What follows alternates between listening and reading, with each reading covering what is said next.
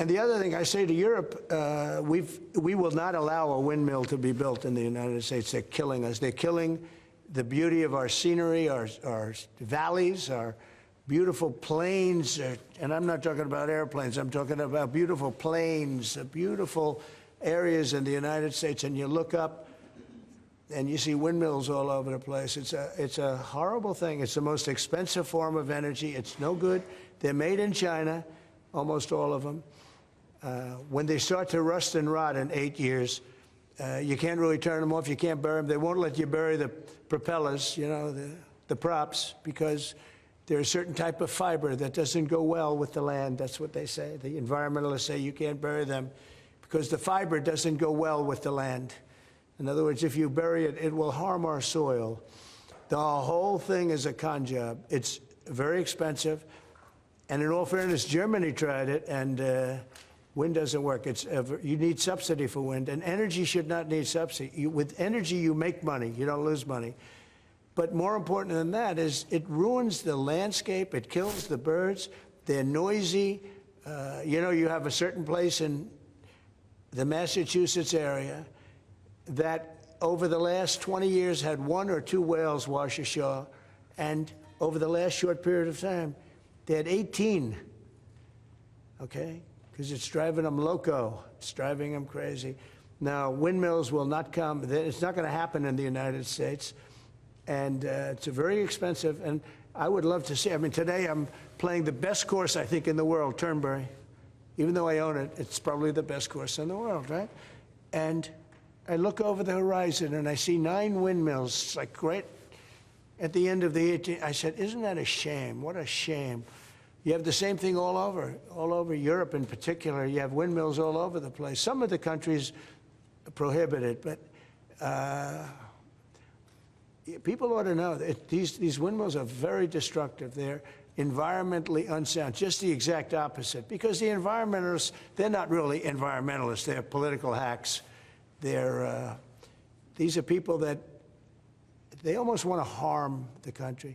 But you look at these beautiful landscapes all over the, you know, the world. Many countries have gotten smart. They will not allow it. They will not. It's the worst form of energy, the most expensive form of energy. But windmills should not be allowed. Okay.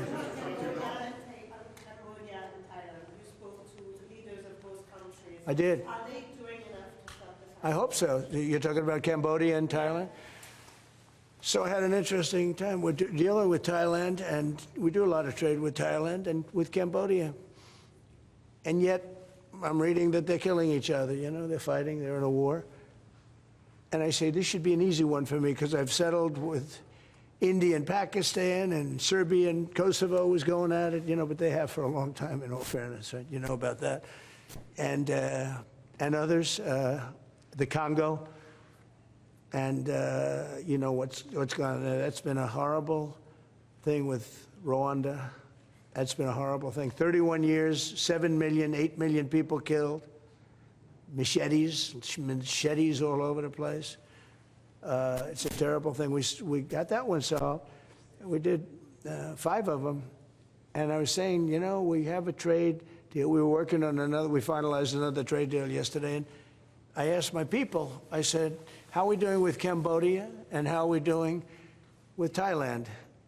And they say they're going to be coming in at some point to talk. I said, well, let's call them right now. So I called the prime ministers of each. And I said, we're not going to make a trade deal unless you settle the war. A lot of people are killed, you know that, in a short period of time. The border, they're fighting pretty like wild. And I spoke to both of the prime ministers, and I think by the time I got it off, I think they want to settle now. I know they're meeting today or tomorrow, and we're going to work with them. Marco Rubio's working with them also, his people, and him. I think we're going to get that. That would be a great thing, but that would have turned out to be a bad one. And I will tell you, India and Pakistan, they were really getting ready to go at it. So getting those things settled, if I can do it, and if I can use trade to do that, it's you know, it's my honor. But I had great talks with 2 very good people that they both really would like to make a deal. So we'll see what happens. Okay, how about 1 more, 2 more?